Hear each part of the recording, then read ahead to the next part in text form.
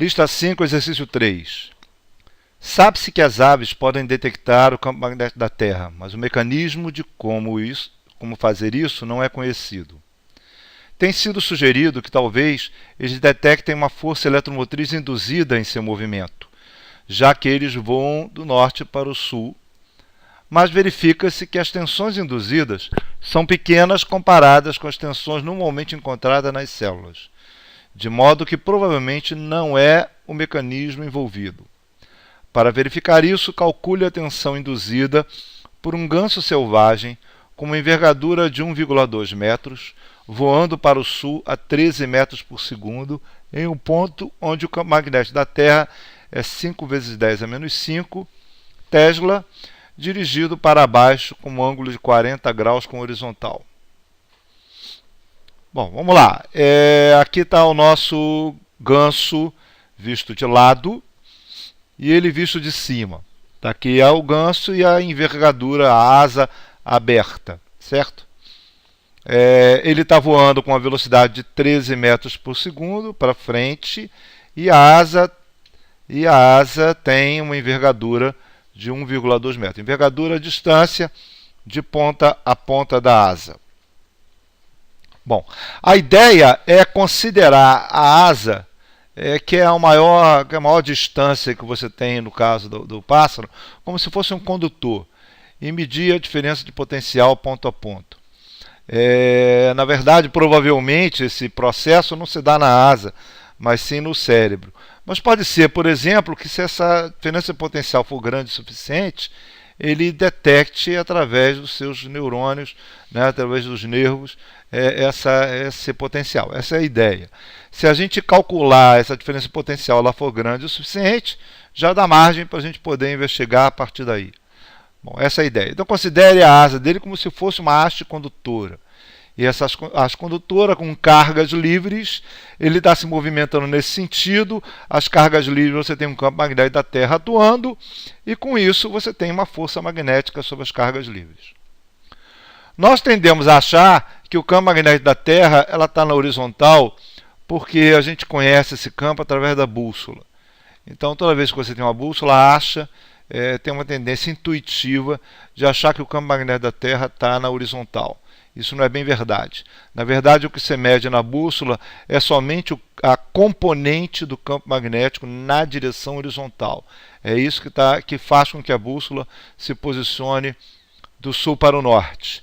Na verdade, em qualquer ponto da Terra, você tem um campo magnético inclinado ou para baixo ou para cima, certo? Aqui, na verdade, tanto faz, porque ele está inclinado ou para baixo ou para cima, ele vai estar, na verdade, indicando somente o sentido da polarização. Eu vou mostrar isso para vocês. O sentido da polarização das cargas, mas não vai influenciar na diferença de potencial propriamente dita. Bom, se o campo magnético está nesse sentido, ele tem um ângulo de 40 graus, como indica, no caso, como indica o problema, ele vai ter uma componente vertical. Essa componente vertical é quem, na verdade, seria detectado pelo pássaro. Por quê? Porque a componente horizontal está na mesma direção no movimento. Componente horizontal na mesma direção no movimento significa que ele não atua, não influencia, não há interação entre o pássaro e a componente horizontal. Essa interação se dá, como a gente já sabe, sempre na componente perpendicular à velocidade. Então essa componente vertical é quem vai, no caso, atuar sobre o pássaro. E olhando de cima, a minha componente vertical está para baixo. Dessa forma, você tem uma interação entre a velocidade, entre o movimento do pássaro e a componente vertical, fazendo uma força V vetor B nessa direção. Como eu estava dizendo, se o campo magnético for para cima, a única diferença vai ser o sentido do V vetor B, que vai estar para baixo. Então vamos supor que meu campo magnético esteja para baixo a 40 graus.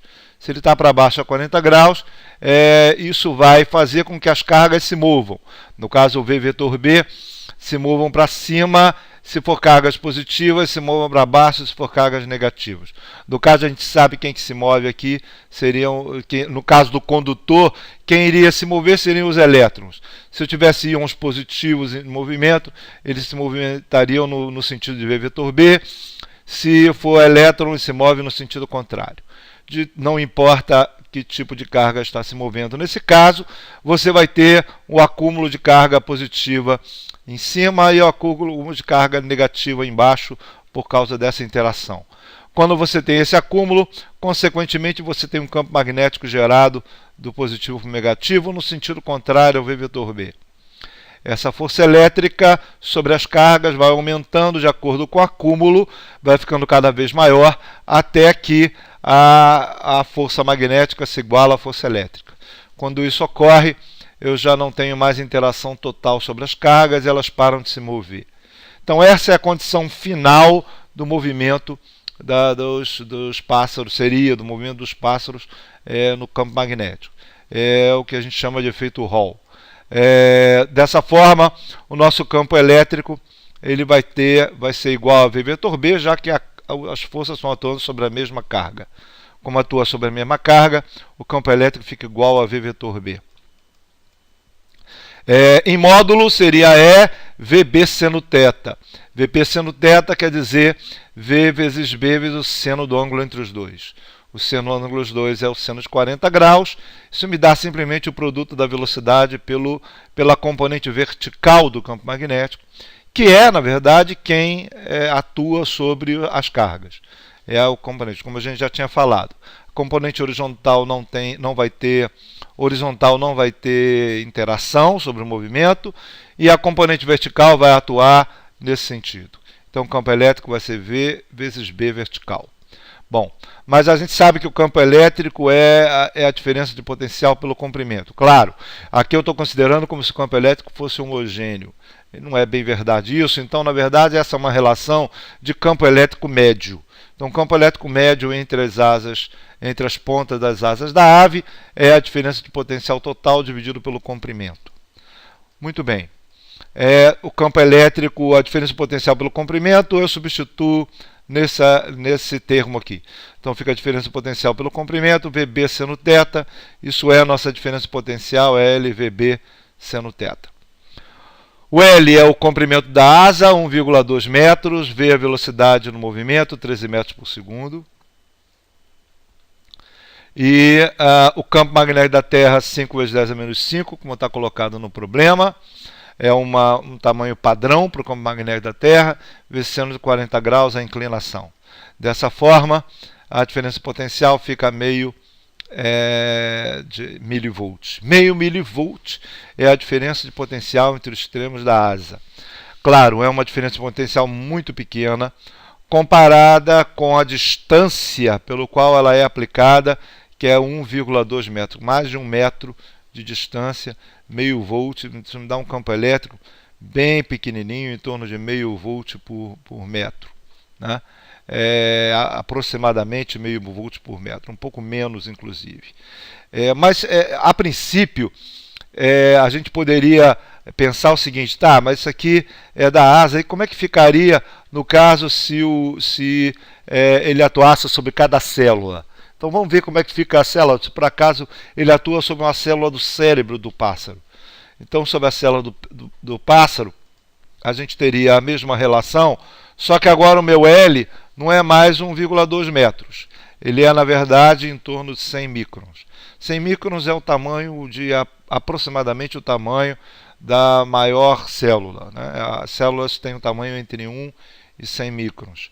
Então eu peguei a maior célula possível, vamos dizer assim, tem mais ou menos essa ordem de grandeza, e aplicando a nossa expressão, nós vamos ter 100 vezes 10 a menos 6, 100 microns, vezes a velocidade, vezes 5 vezes 10 a menos 5, seno de 40, isso me dá uma diferença de potencial de 42 nanovolts.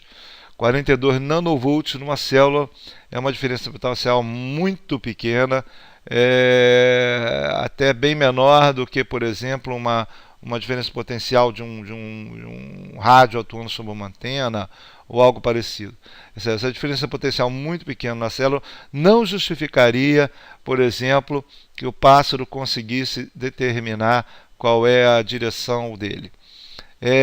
Tem mais um detalhe nesse problema, que não é colocado dessa forma. Se a gente parte do pressuposto de que poderia ser efeito Faraday, né, nessa situação, já que a interação com a componente vertical, nós teríamos um problema, que seria ele teria que procurar. Bom, é isso.